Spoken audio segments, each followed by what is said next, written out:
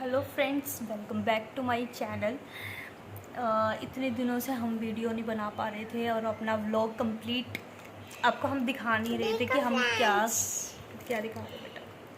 देखो शीशा मेरा। मिशकू का शीशा कहाँ से लिया था मिशकू आपने? जब होटल में गए थे आप लेके आई थी। जब होटल में गए थे बेटा, हम सालासर गए थे तब लेके आए थे। एक्चुअली क्या हो रहा था कि हम इतने टाइम से जो व्लॉग नहीं बना पा रहे थे, उसका एक रीज़न था बहुत बड़ा। हम बहुत ज़्यादा फ्रस्ट्रेटेड अपनी लाइफ में थे और एक सिटी से दूसरी सिटी आते हैं तो आपको बहुत चीज़ों को फेस करना पड़ता है।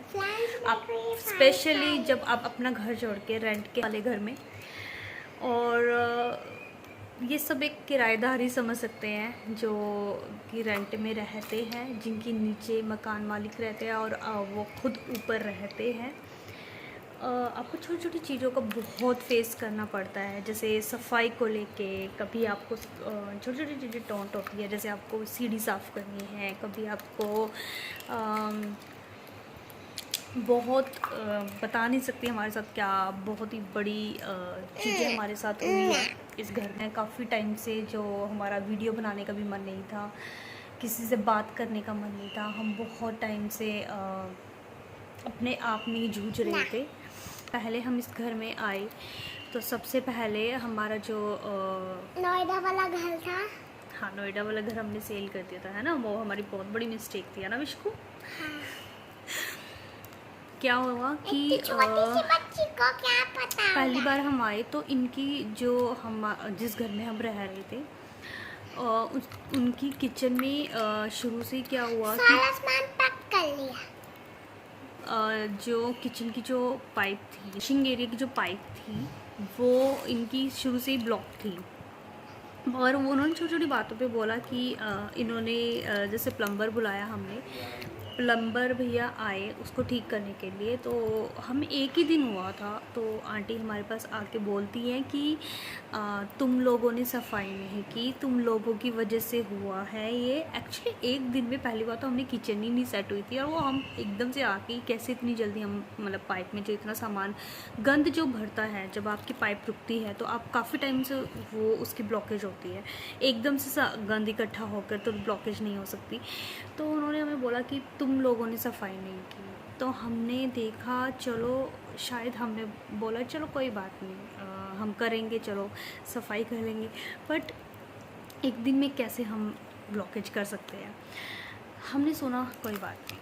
फिर क्या हुआ, 10 दिन के बाद क्या प्रॉब्लम हुई कि हमें आंटी बोलती है कि तुम्हें मतलब जो दीदी जो काम करती थी इनके यहाँ पे, उनको बोलती हैं कि तुम ऊपर वाले से सीढ़ी के पैसे लो, जो सीढ़ियों के जो झाड़ू पोछे लगते हैं जो वो ऊपर वाले देंगे उसके पैसे।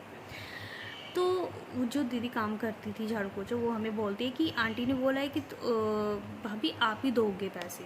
तो वो छोटी छोटी बातें थी, तो हमने कहा चलो कोई बात नहीं, लड़ाई की कोई, हम क्या है, हमें टाइम काटना है, हम किराएदार हैं। हमने वो भी जब हम शादी में जा रहे थे तो आंटी ऐसे डांट रही थी मम्मा को, पापा को भी डांट रही थी।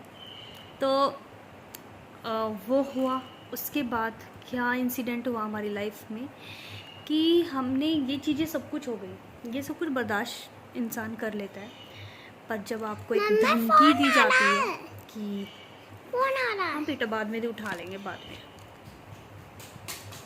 इंसान सब कुछ बर्दाश्त कर सकता है पर एक धमकी कोई इंसान बर्दाश्त नहीं कर सकता। क्या होता है, एक इनकी जो फ़ैन है वो बहुत धीरे चल रहे थे, कंडेंसर जो होता है फ़ैन का वो बदलने वाला था। अब वो मेरे हस्बैंड ने फिर बोला कि अंकल को कि अंकल आपके कंडेंसर में भी ख़राब हो रहे हैं, आपके काफ़ी टाइम से फ़ैन ना बहुत इनके धीरे धीरे चलते थे। तो उन्होंने फ़ैन ठीक करवाने के लिए बोला। जो इनके स्विच थे वो बहुत ख़राब थे, हमने वो ठीक करवाए, हमने उसके पैसे दे दिए। तो अब क्या फ़ैन का, हम मेरे हस्बैंड ने बोला कि अंकल से बात की कि आपके फ़ैन के ऐसे पैसे भरते हैं, सिर्फ 150 रुपये की बात थी। तो अंकल ने बोला ठीक है मैं दे दूँगा वो 150 रुपये। तो थोड़े टाइम में क्या होता है कि वो आंटी आ जाती हैं ऊपर और वो लड़ने लगती है। वो बोलते कि हम क्यों देंगे, तुम दोगे पैसे, तुमने फ़ैन ख़राब किया है।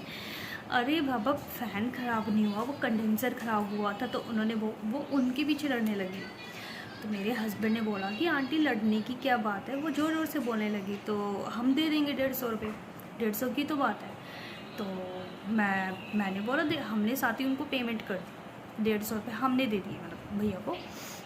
तो इतने में क्या होता है कि उनका लड़का वो आ जाता है लड़ने के लिए, वो गालियाँ निकालने लगता है, मेरे हस्बैंड को बोलने लगता है कि तुझे तो मैं देख लूँगा, तू बोल तू घर खाली कर, तू घर खाली कर, ऐसे ऐसे करके बोलने लगता है।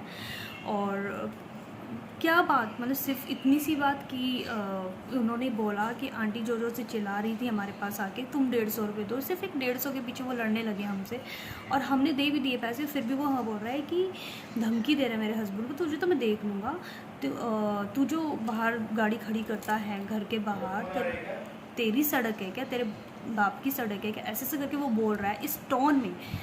मुझे नहीं पता कि एक लोग पढ़े लिखे हैं नहीं है, मुझे नहीं पता, मुझे बस इतना पता है जो पढ़े लिखे लोग होते हैं वो ऐसे बात नहीं करते, इतना तू तड़ैक करके बात, गाली दे के बात कर रहा है वो, और ऊपर से नीचे से जाते जाते बोल रहा है कि मतलब माँ बहनों की गाली दे रहा है, और बोल रहा है कि खाली करवाओ इनसे, घर खाली करवाओ, ऐसे ऐसे करके बोल रहा है।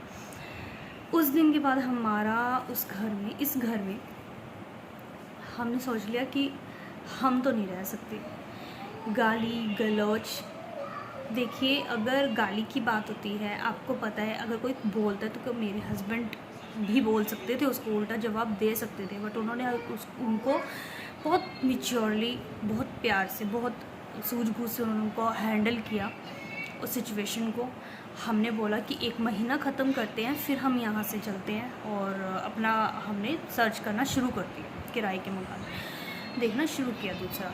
फिर हमने बहुत धक्के खाए, हमने 10-15 दिन हम कंटिन्यू, मतलब बच्चों को लेके, क्योंकि हमारे साथ कोई बड़ा नहीं है, हम अकेले ही मतलब सब कुछ मैनेज करते हैं, मियाँ बीवी, बच्चों को लेके हम इधर उधर घूम रहे हैं, मकान देख रहे हैं, हमें कोई पसंद नहीं आ रहा है। इतना डिप्रेसिंग माहौल हमारी लाइफ में चल रहा था, इतने स्ट्रगल हमारी लाइफ में थी कि क्या करें, यहाँ हम रह नहीं सकते, गाली सुनकर तो कोई इंसान किसी के घर में नहीं रह सकता, और घर हमें मिल नहीं रहा ढंग का।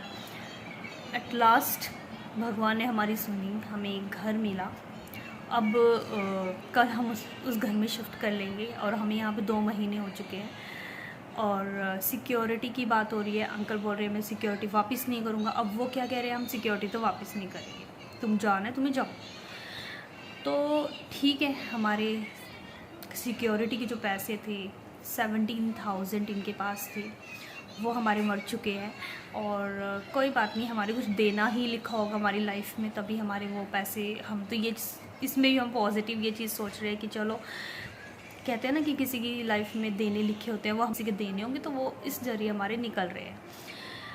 बट फिर क्या कह रहे हैं अंकल कि भाई तुम बिजली का बिल भी भर के जाओगे, तुम ये भी करके जाओगे, मतलब 100 तरीके के खर्चे उन्होंने बता दिया कि तुम घर छोड़ोगे तो ये करना है तुम्हें।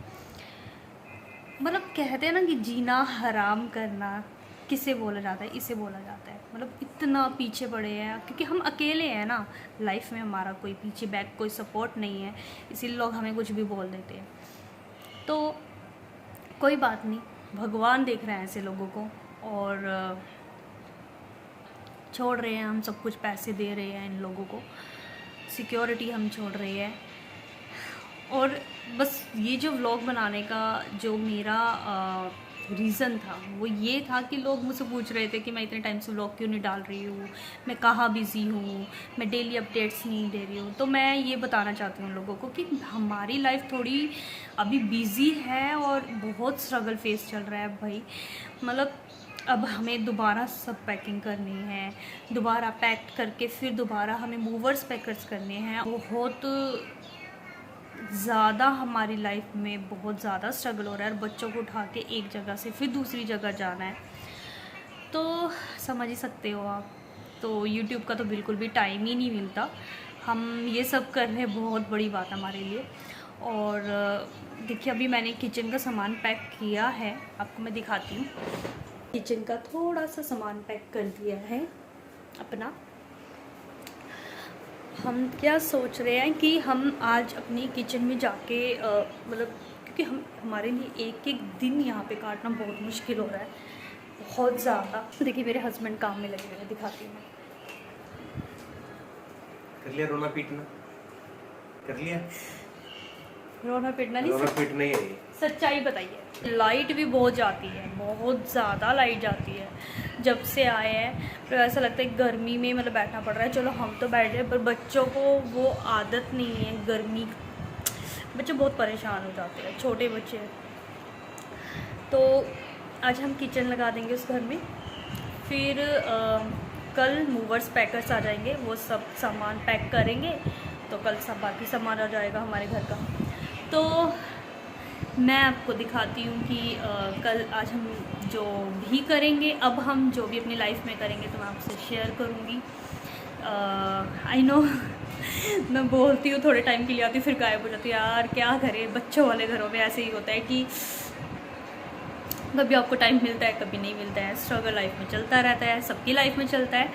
तो मिलती हूँ मैं आपसे नेक्स्ट व्लॉग में, तब तक के लिए बाय बाय करो।